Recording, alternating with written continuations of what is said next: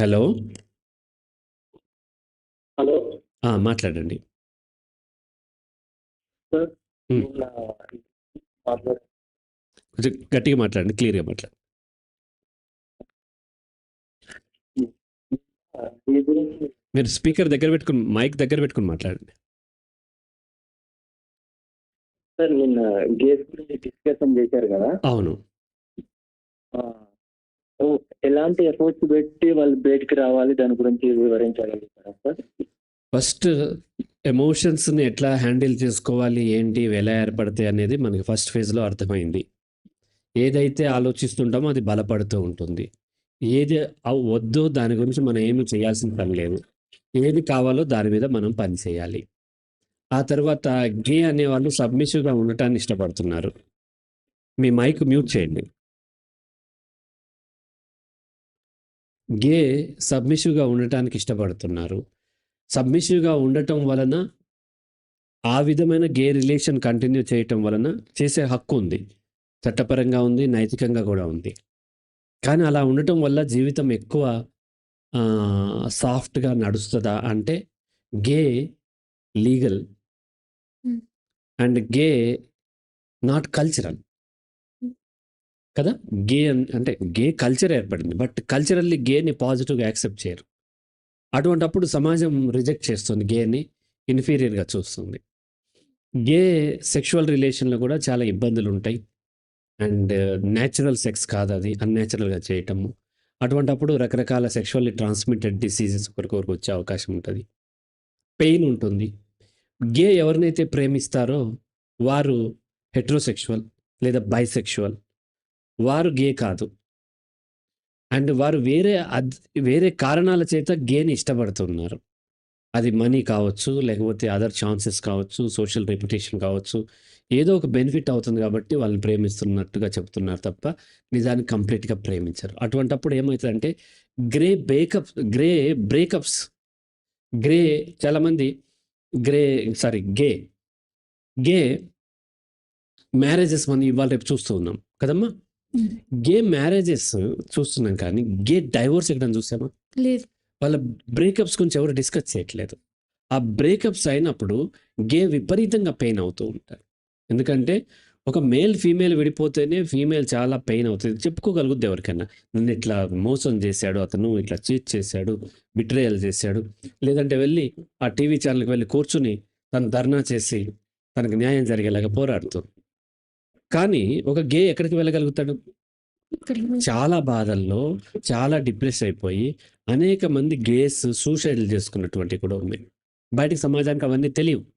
ఎంతసేపు గే కల్చర్, గే నేచర్ అని ఎంకరేజ్ చేస్తున్నారు. వీళ్ళందరూ గేకొచ్చే ఇబ్బందుల్ని పట్టించుకుంటారంటే పట్టించుకోరు.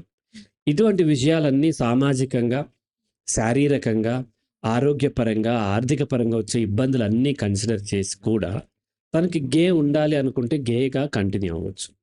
లేదు ఇది కాదు, నేను నేచురల్లీ, లాజికల్లీ అర్థమైంది నేను మేల్. బట్ కొన్ని కారణాల చేత నేను ఫీమేల్‌గా మారాను. ఫీమేల్‌గా కాదు, గేగా మారాను. దీన్ని నేను అధిగమించాలి అనుకున్నప్పుడు అప్పుడు వాళ్ళు కంప్లీట్‌గా వాళ్ళకి ఎఫర్ట్స్ పెట్టడానికి అవకాశం ఉంది. ఎఫర్ట్స్ ఏం పెట్టాలి అనంటే, ఇక్కడ మనము ఒకతనికి డాక్టర్ అవ్వాలని క్రేజీగా ఉన్నాడు. కానీ అతనికి ఉన్న అవకాశం సీట్ రాలేదు. తను అది మానేసి అగ్రికల్చర్ బీఎస్సీలో జాయిన్ అవుతాడు. తను ఒక అగ్రికల్చర్ బీఎస్సీలో లేకపోతే ఆ ప్రొఫెషన్‌లోకి వెళ్ళటానికి ఏం ఎఫర్ట్స్ పెట్టాడు? అంటే డాక్టర్ గురించి ఆలోచించటం మానేసి, డాక్టర్‌గా కంటిన్యూ అవ్వాలి, నేను అవ్వలేకపోతున్నానని బాధపడటం మానేసేసి, అగ్రికల్చర్ బీఎస్సీ చదవటానికి కావాల్సినటువంటిదంతా కూడా ఎఫర్ట్స్ పెట్టి నేర్చుకున్నాడు. అంతే కదా! ఇంకొకతనికి యాక్టర్ అవ్వాలని ఉంటది. కానీ తన ఆర్థిక పరిస్థితి బాగోదు. అప్పుడు ఏం చేస్తాడు తను? కష్టపడి, చదువుకొని, తను ఏదో ఒక చార్టర్డ్ అకౌంటెంటో, మరొకటో అయ్యి, తన ప్రొఫెషన్ కంటిన్యూ చేస్తున్నాడు కదా! ఇక్కడ ఏం ఎఫర్ట్స్ పెట్టాడు? తనకి ఏది కావాలో దాని మీద ఎఫర్ట్స్ పెడితే, ఏదైతే ఇష్టం ఉన్నా సరే, ఇప్పుడు గే ఇష్టం ఉండొచ్చు. బట్ ఇష్టం ఉన్నా సరే, ఇష్టం ఉన్న ప్రతీదీ మనకు సాధ్యపడదు కదా! ఒక అమ్మాయికి మహేష్ బాబు అంటే చాలా ఇష్టం. కాబట్టి మహేష్ బాబు దొరకలేదని ఆమె జీవితం నాశనం చేసుకోదు కదా! ఎవరు దొరికితే వాళ్ళు పెళ్లి చేసుకుంటారు తనకు తగ్గ వాడిని. అప్పుడు కంట్రోల్‌లో ఉంటుంది. అప్పుడు గే ఎందుకు కంట్రోల్‌లో ఉంచుకోలేరు? ఉంచుకోగలుగుతారు. కానీ మన వాళ్ళు అట్లా చెప్తూ ఉంటారు. గేకి తెలుసా? బ్రెయిన్ ఫ్లూయిడ్స్ ఇట్లా అవుతాయి. గేకి ఎంత కష్టంగా ఉంటదో. మహేష్ బాబు ఇష్టపడే అమ్మాయి మహేష్ బాబుని కాదని వేరే వాళ్ళని పెళ్లి చేసుకోవడం కష్టంగానే ఉంటది. కానీ ఏం చేస్తది తను? తనకు తగ్గ అతన్ని చూజ్ చేసుకొని తను కంటిన్యూ ఎట్లా అయితే చేస్తూ ఉంటదో, అలాగే గే కూడా ఆ మహేష్ బాబు ఇష్టమున్న అమ్మాయి తన భర్తని ఎలా ఇష్టపడి లైఫ్ కంటిన్యూ చేస్తుందో, అదే విధంగా గే కూడా కంటిన్యూ చేయొచ్చు. అది ప్రాక్టీస్ చేసినట్లయితే ఆటోమేటిక్‌గా దీన్ని కూడా అధిగమించవచ్చు. రైట్ నాన్న? సార్ హ్మ్. మనకు మైండ్‌లో ఎప్పుడు తిరుగుతా ఉంటది కదా మైండ్‌లో సార్. తిరగదు. మైండ్‌లో ఏమీ తిరగదు. కారణాలు ఏంటి సార్? అర్థం చేసుకోండి. మీరు ఇంటర్మీడియేట్ ఏ గ్రూప్ చదివారు? నేను ఇంటర్మీడియేట్‌లో బీకామ్ సీఈసీ చదివాను. సివిక్స్ అంటారు దాన్ని. కామర్స్. సీఈసీ. సీఈసీ చదివారు. కామర్స్. అవును సార్. ఇంటర్మీడియేట్‌లో మీకు మ్యాథ్స్‌లో ఒక 80 మార్కులు వచ్చినాయి. లేకపోతే బయాలజీలో 80 మార్కులు వచ్చినాయి అనుకోండి. ఇంటర్మీడియేట్ అయిపోయిన తర్వాత సేమ్ అదే పేపర్ బయాలజీ ఇస్తే అన్ని మార్కులు వస్తాయా? రావు. ఎందుకు రాలేదు? మర్చిపోయారు. మర్చిపోవటానికి ఎక్కడ కౌన్సిలింగ్ తీసుకున్నారు? మర్చిపోవటానికి ఏ మెడిసిన్ వాడారు? మర్చిపోవటానికి ఏం మెడిటేషన్ చేశారు? మర్చిపోవటానికి రబ్బర్ బ్యాండ్ పెట్టి కొట్టుకున్నారా? ఏం చేశారు? ఏమీ చేయలే. ఏమీ చేయలేదు. ఏం చేశారు? మీకు ఏది కావాలో దాని మీద పని చేశారు. మైండ్‌లో తిరుగుతుంది అంటే అర్థం మీకు అది దాన్ని మీకు కావాల్సిన దాని మీద సరిపడా ఎఫర్ట్స్ పెట్టట్లేదు మీరు. పెడితే ఇది మైండ్‌లోంచి పోతది. మైండ్‌కి స్పేస్ లేదు. సార్ ఎఫర్ట్స్ పెట్టడం అంటే ఇప్పుడు మనకి మైండ్‌లో నుంచి ఈ ఆలోచన వెళ్తే కదా సార్ వేరే మైండ్ నుంచి ఆలోచన వెళ్ళదు. మైండ్ నుంచి ఆలోచన వెళ్ళాలి. ఏ ఆలోచన వెళ్ళాలి? ఈ ఆలోచన ఆల్రెడీ వచ్చేసింది. మైండ్ నుంచి ఆలోచన వెళ్తే చేద్దాం అనుకుంటే జీవితకాలం వెళ్ళదది. చేస్తుంటే మైండ్ నుంచి ఆలోచన వెళ్ళిపోక తప్పదు.